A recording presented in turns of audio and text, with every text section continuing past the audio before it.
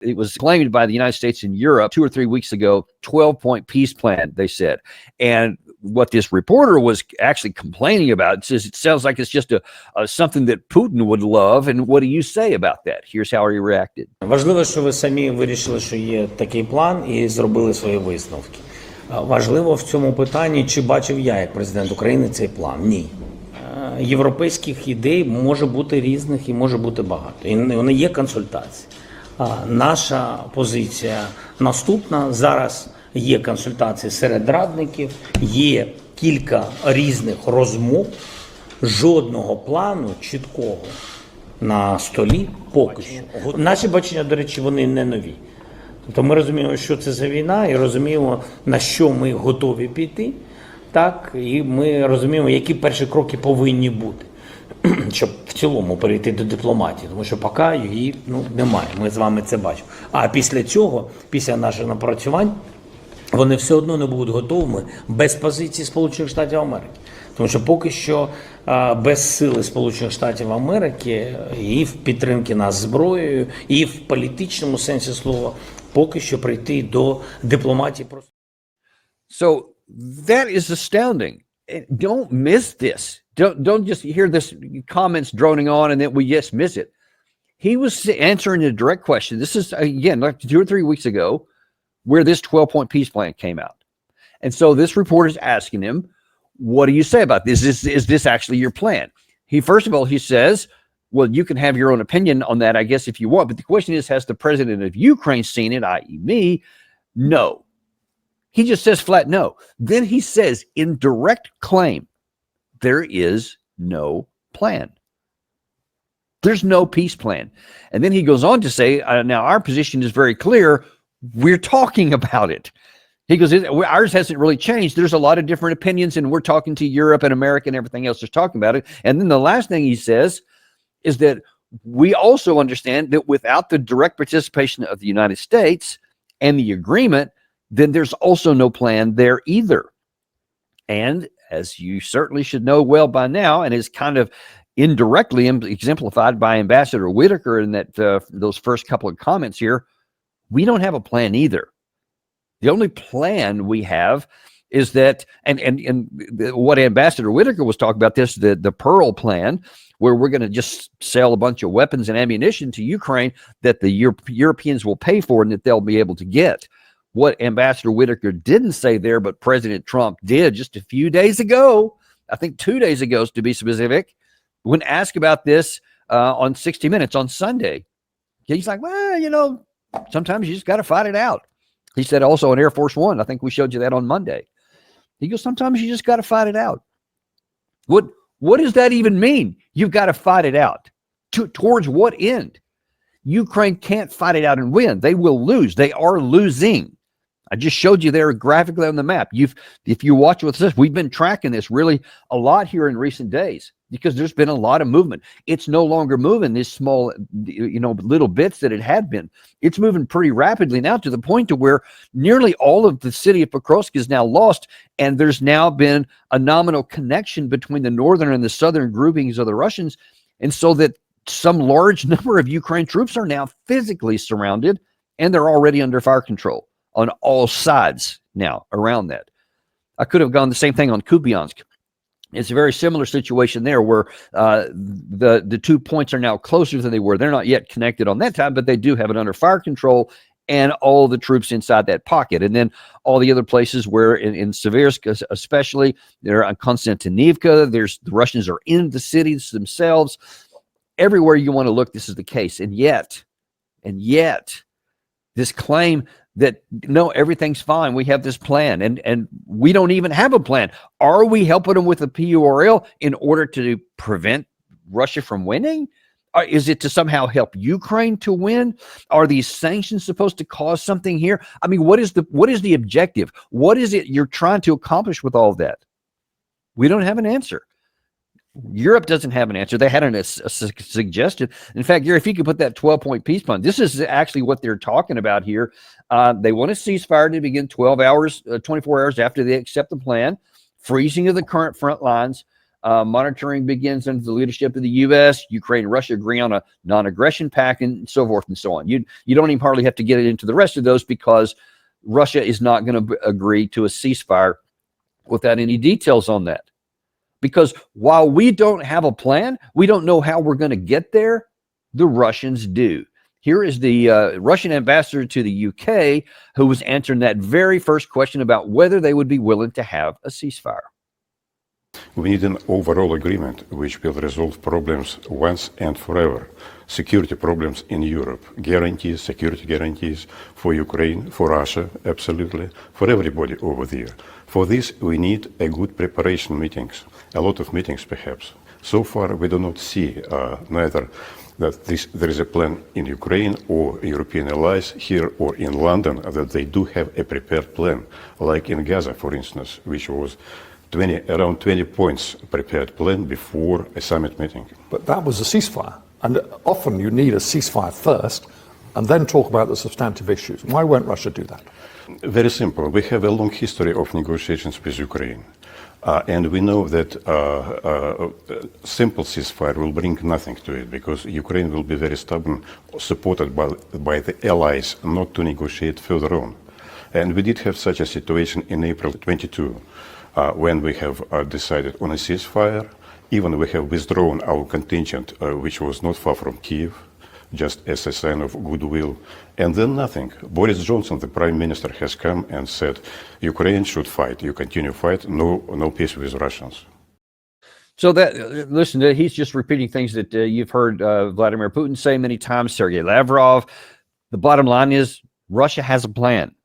They're saying, we will accomplish all of our objectives, which they specify: demilitarization, denazification, the territories of the 4 oblasts that they have annexed to their country, and no NATO. So independence and no military alignment whatsoever.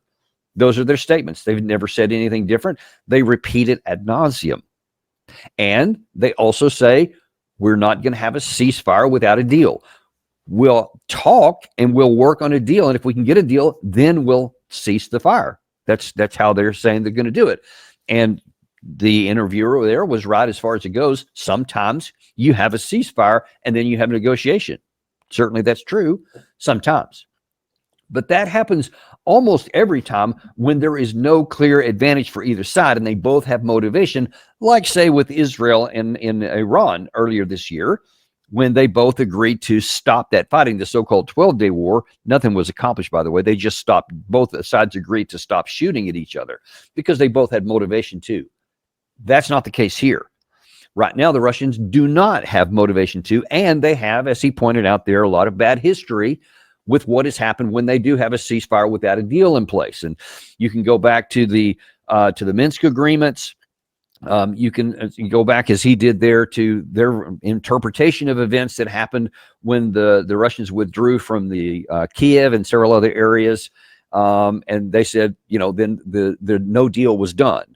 And they call it goodwill. You can interpret that however you want to. But the bottom line is, from the Russian perspective, when they have tried to have a ceasefire without a deal in place in order to get one, it always blows up in their face. So now then they're saying, because we have the power, we have the wherewithal, we will not stop fighting. And you see they're living it out. They're doing exactly what they're saying on the battlefield.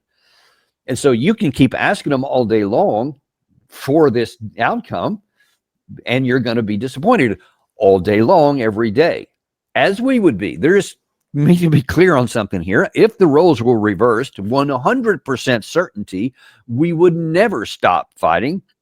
If we were in the position of authority, we would compel and require the other side to submit to our preferred outcome, or we would keep fighting. I mean, our side is doing that now anyway from a position of inferiority.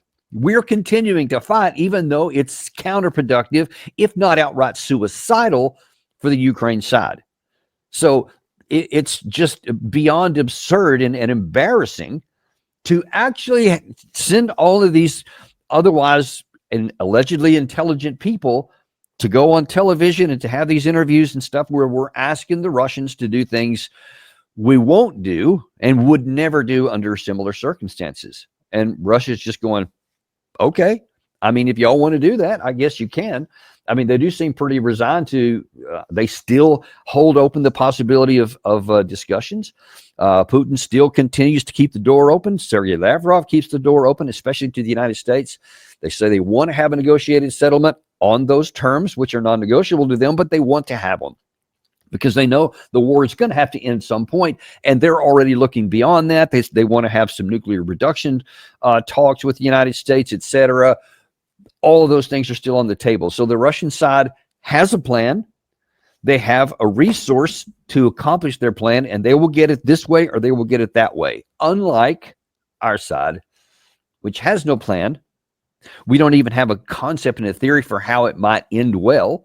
Just this unsubstantiated idea that, well, we want to force Russia into a negotiated settlement of our preference, even though there's no logical, rational path to how that's even theoretically possible. Other than the sentence and the statement, there's no, they don't even bother to go to the difficulty of saying, well, here's how it could work. They don't even do that, which means that we are sealing our own doom to ultimate failure.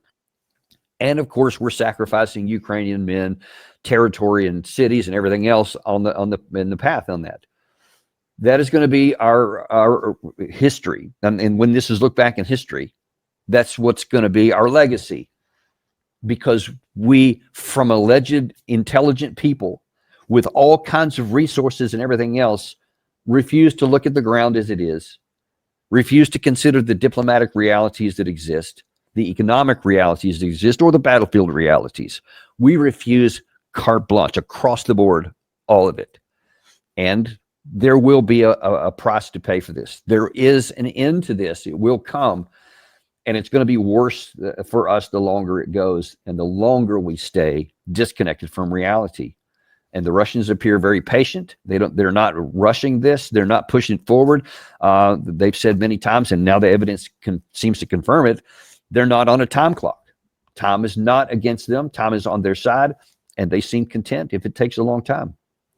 And ultimately, no matter how long it takes or how quick or if there's a sudden break, it's not going to go well for our side. And I keep showing this over and over in graphic ways. It's one of the reasons we have this channel, because unfortunately you get sound bites from some of these things. And I've seen some already showing up on some of the Western media from this meeting that we talked about that happened earlier today in Kiev, and they won't put the context in it. So people will just hear these statements and these comments, and they'll just assume kinds of things because they think that the Western leaders are intelligent and have their best interest at heart. And unfortunately, evidence now shows that is a false assumption, and it's going to go badly for everyone who continues to believe that. Well, that's all we have for you today. We will be coming back to you later this afternoon. I don't know if you've seen Dick Cheney has passed away. I have some very strong feelings on that, that it may not be what a lot of people are saying in public right now in the Western media. Again, we're going to talk about some reality. I had some direct experience in my military career under the Dick Cheney regime, if you want to use that term, I guess, both in Desert Storm and in the 2003 Iraq War. We'll bring that to you about 2:30 p.m. this afternoon, and anything else that breaks, we'll continue to bring it to you. And also, we want to make sure you're aware that we are on Apple Podcasts, Spotify, Podcast Addict. Let your friends know who prefer to get their information that way. I know a lot of people do when they're going to work, or they in their car, they just they want to be able to hear podcasts that way. And so we're making it available. Well, we're also available for your friends who like the written form, the DanielDavisDeepDive.substack.com. And we have it for you there. That also has some videos and some written form. However you need to get your information, just understand we've got it there for you, because we want everybody to know we are unintimidated and uncompromised to bring you the truth you need and deserve. And we'll bring it to you every day, because you're not getting it many other places. Thank you very much, folks. We'll look forward to seeing you this afternoon on the Daniel Davis Deep Dive.